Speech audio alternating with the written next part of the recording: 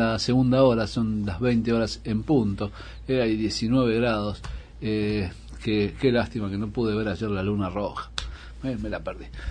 Pero anoche fue... Anoche, creo que su punto, o sea, culminante. Cuando estaba en plenitud era cerca de las 4 de la mañana. Recuerdo para un día como hoy, queríamos hablar, nosotros siempre traemos este tema que no es muy trillado, que no es muy tratado por los medios. Siempre que se cumple un aniversario, me acuerdo que lo hicimos en Concepto, lo hicimos creo que el año pasado acá también, un 15 de abril de 1953 bombardearon por primera vez la Plaza de Mayo. Era preocupada, decía, el desmesurado aumento del precio de la carne en ese momento. Y el presidente, que era nada más ni nada menos que Juan Domingo Perón, ordenó una investigación. Después dio un discurso Perón y denunció que tenía traidores insertos dentro del partido. En el transcurso de ese discurso se suicida Juan Duarte, o algunos incluso se dudó de ese suicidio, algunos dicen que lo ultimaron, y la noticia fue explotada por la oposición, y el 15 de abril del año 1953 Perón llama junto con la CGT, convoca un acto de adhesión al gobierno en Plaza de Mayo. Y pese a los vaticinios que decía la misma oposición de que se esperaba que la plaza estuviera vacía, el acto fue multitudinario. Y mientras se realizaba ese acto en Plaza de Mayo, y Perón, para expresar su decisión irrevocable de defender las conquistas sociales, políticas, económicas de la nueva Argentina y la reacción oligárquica, coloca una bomba en las escalinatas del subterráneo, lo que es hoy el subte D, donde termina el subte D. En Catedral. El resultado de tamaña agresión en medio de un acto que congregaba miles de personas fueron 5 muertos y varios heridos. Los nombres están registrados. Uno era un hombre de 84 años, Santa Festillata de D'Amico, tenía 84 años, Salvador Manés es otro de los fallecidos, León Romieux, que era un dirigente del gremio de la madera, Osvaldo Mouché, que era un obrero del transporte, y Mario Pérez, que era otro obrero del transporte.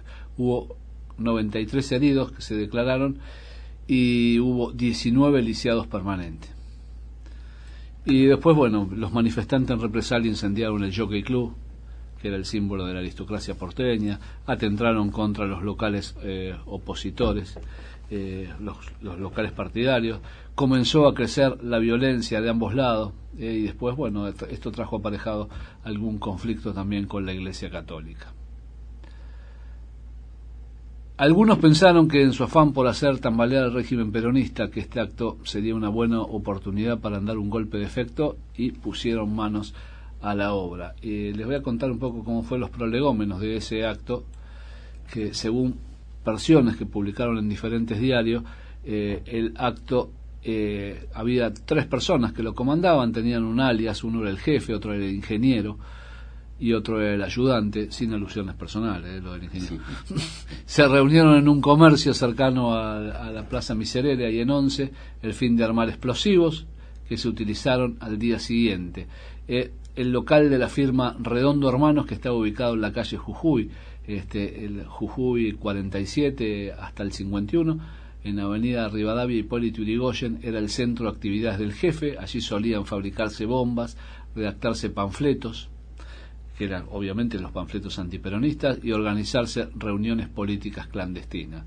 El ingeniero armó 3 bombas de diferentes poder destructivo. La más pequeña tenía 30 cartuchos de gelinita, fue destinada al Hotel Mayo, que está ubicado en la esquina en ese momento de Defensa e Hipólito Yrigoyen, y que se encontraba en refacciones. Otra, algo más potente, fue armada con 50 cartuchos de gelinita y fue colocada en el 8º piso del Banco Italiano. finalmente no estalló por defectos en el mecanismo de relojería, y en la última y la más poderosa, que contaba con 100 cartuchos, fue la que el ingeniero y el ayudante colocaron en la estación Plaza de Mayo de la línea A de subterráneos. Perdón, yo dije la línea D, pero no, era la estación Plaza de Mayo de la línea A. La reunión habría terminado a altas horas de la madrugada del día siguiente y a poco de la hora señalada para entrar en acción el jueves 15 de abril de 1953. A la hora del comienzo del acto, y según las crónicas, la plaza estaba llena, reventaba. Hacía 14 minutos que el presidente Perón desarrollaba su discurso, y en ese momento decía, como parte del discurso: he repetido hasta el cansancio que en esta etapa de la economía argentina es indispensable que establezcamos un control de los precios, no solo por el gobierno y los inspectores, sino por cada uno de los que compran, que es el mejor inspector que defiende su bolsillo.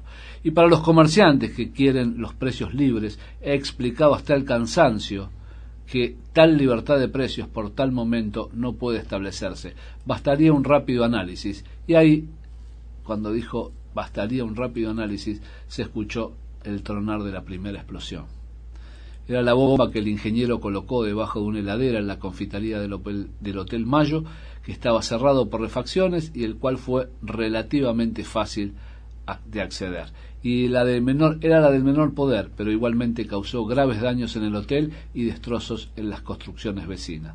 Una de las cortinas metálicas fue arrancada de cuajo y muchas ventanas y vidrieras quedaron destruidas, sobre todo la del lado de la calle Defensa. La calzada quedó cubierta de cristales rotos y se registraron algunos heridos.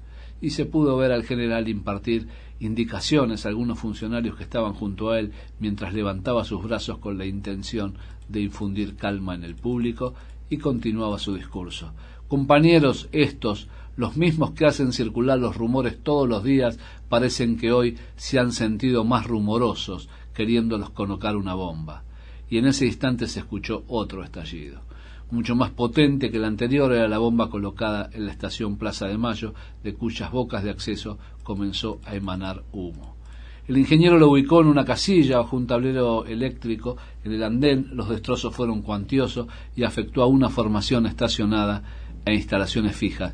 Y si bien las crónicas señalaban que la estación estaba cerrada al público debido al acto, igualmente hubo 6 víctimas fatales. No constan si todas las muertes se registraron en la estación o si algunos son productos del estallido del Hotel Mayo. El 11 de mayo de 1953, gracias a investigaciones que llevaron a cabo por el personal de la Comisaría 17 de la Policía Federal, se logró detener al ingeniero.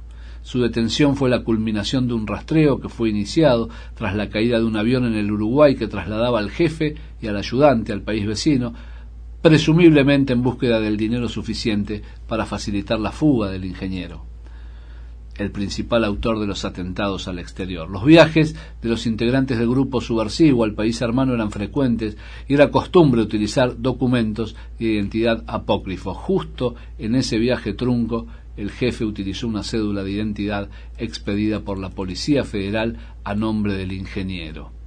Este dato fue el punto de partida que permitió detenerlo junto a otras 3 personas en un departamento de la calle Juncal al 2100, en el que se había refugiado mientras esperaba el dinero necesario para escapar a otro país. Y tras su detención, el ingeniero reconoció su participación en muchos atentados, entre ellos los del 15 de abril, y finalmente quedó alojado en la dependencia de la Penitenciaría Nacional, que está ubicada en el solar que actualmente ocupa la Plaza Las Heras, en el barrio de Recoleta. ¿Quiénes fueron el jefe, el ayudante y el ingeniero? La suerte de los 3 principales participantes de esta historia fue dispar. El ayudante se llamaba Carlos Alberto González Dogliotti, y tras su liberación no se tienen mayores referencias de la suerte corrida por él. El jefe, sí, se lo conoce, se llama Arturo Matov. Tuvo cierta notoriedad pública al llegar a ser diputado nacional, incluso fue el padre del secretario de Seguridad del presidente de la Rúa. El ingeniero se llamaba Roque Guillermo Carranza, es el mismo que recuerda la estación homónima del subte D.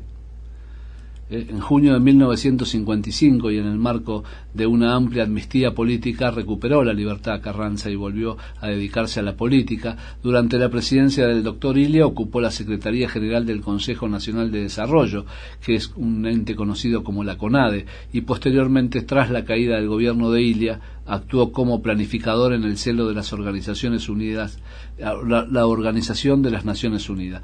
Con la vuelta a la democracia en el año 83, en el gobierno de Alfonsín, ocupó la cartera del Ministerio de Obras Públicas, que abandonó el 25 de mayo de 1985 para pasar al ser titular del Ministerio de Defensa debido al fallecimiento del ministro Raúl Borrás. Pocos meses después, el sábado 8 de febrero del 86, falleció en circunstancias que nunca fueron aclaradas mientras nadaba en la pileta de su residencia oficial en Campo de Mayo, luego de almorzar con un grupo de amigos y correligionarios de su partido.